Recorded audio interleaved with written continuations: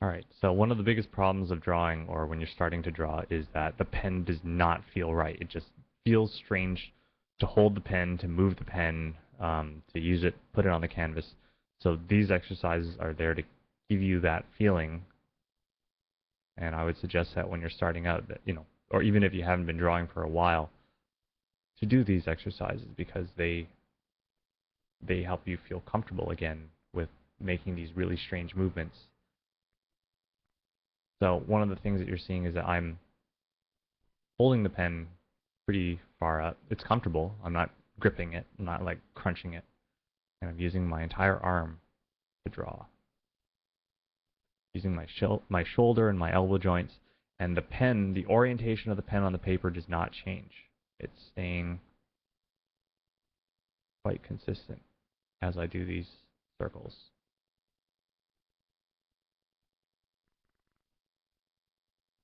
All right, now the other thing is you draw one circle, draw another, you start to see intersections, right, and tangents. So you can start fitting circles into tangents. You can find intersections, right, or just find certain, pick arbitrary points like these 3 points and target a circle to cross through all 3 points. It's not important, like, yes, it's important to have round, to be able to draw round shapes, but it's also important to be able to get those round shapes in the right place. That's why I do these targeted exercises.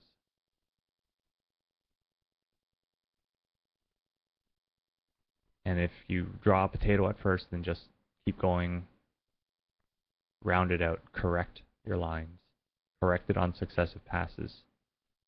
You also notice that when I do this, I'm doing one direction, the other direction.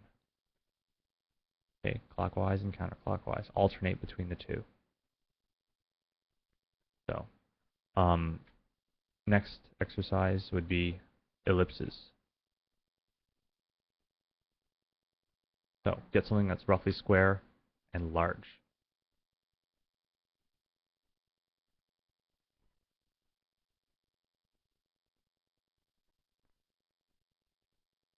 Okay, so this is the y-axis scaling. I'm trying to scale it, in one axis, and you'll notice that I try different angles, clockwise, or actually this is counterclockwise.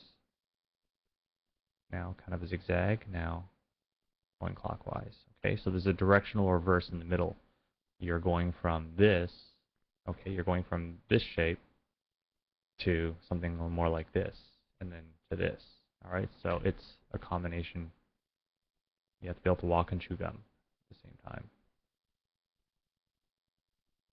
There are many ways to screw this exercise up. This is one of them. Okay, making kind of triangles because you're forcing it to, go to those points. All right, try not to make triangles. So here's another one. That's just being lazy. I've seen students do this. Here's another one. Okay, you don't do those. All right, you have to do. You're trying to isolate your motion down. All right, and reverse and bring it back. And bring it back. Okay, don't worry about this thing getting messy. Just keep going back and forth and back and forth and back and forth, and do every, do different angles of it, right? So.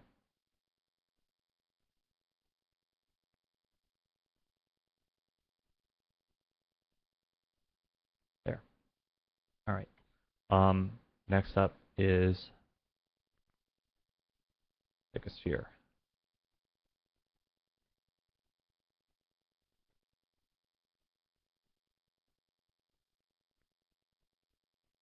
Now it becomes zigzags when they're at the sides.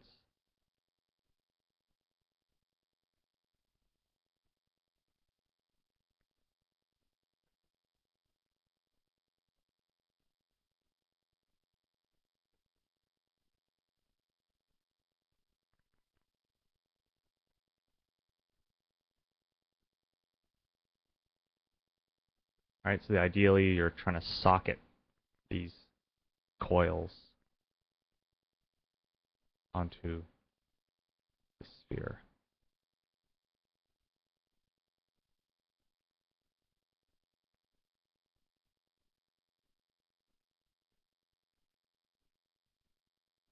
All right, so it's a three-dimensional kind of thing. Also, when you do your circles, you can pick a point, all right, and then on the other side there's another point like that. Okay. So when you're on the back side of the sphere, it's very tight.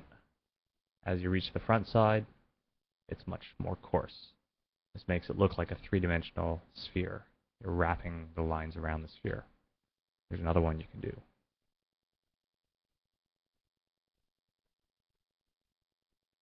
Okay, so you can make a toroid. Also, you can do this.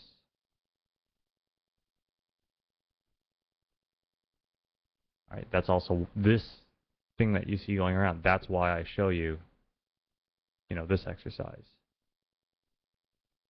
Okay, it's because this is used to make this. You can try different tilts.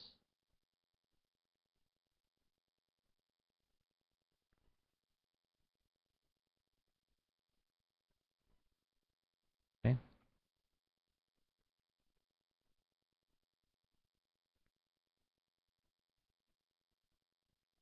All right, straight lines.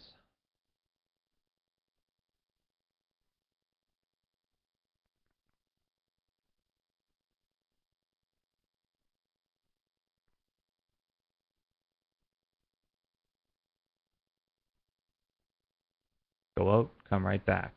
Don't loop around or do anything weird or wacky like that. All right, straight out, straight back in. Do all the way around. Keep the spacing relatively even. Don't lift the pen up. Also, point your eyes at what you're looking at. Don't worry about the center point. Use your muscle memory to bring you back. But use your eyes to target where you want that line to go. Or you can try looking back and forth, really. Now it gets hard. See that? My arm is covering it up. This is my blind spot. This is easier now. Take your time. Don't rush. Does it get tiring? Yes, it does. Deal with it.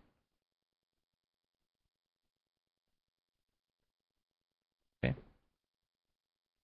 So, these quadrants are the difficult zones. Keep that in mind. All right, let me think. What else? Besides those straight lines.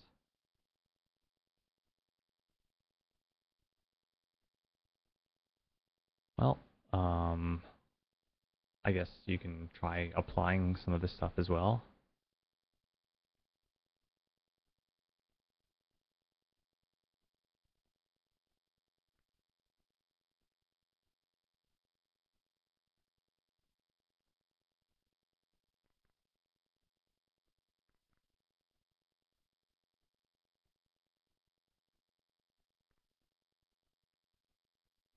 So that's, why I get into doing all these crazy exercises, because they help me with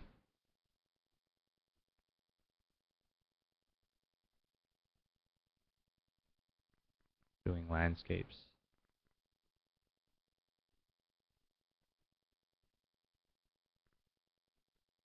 All right. Now this stuff is really more useful for animation, for sketching, for disposable stuff.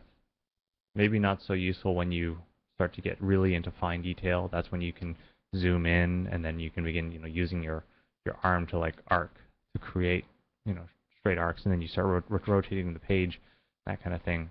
But even then, I still wind up using most of the arm, and then occasionally I will anchor down and do small movements. But yeah, a lot of times I will zoom and rotate things to fit. But that's a different tutorial.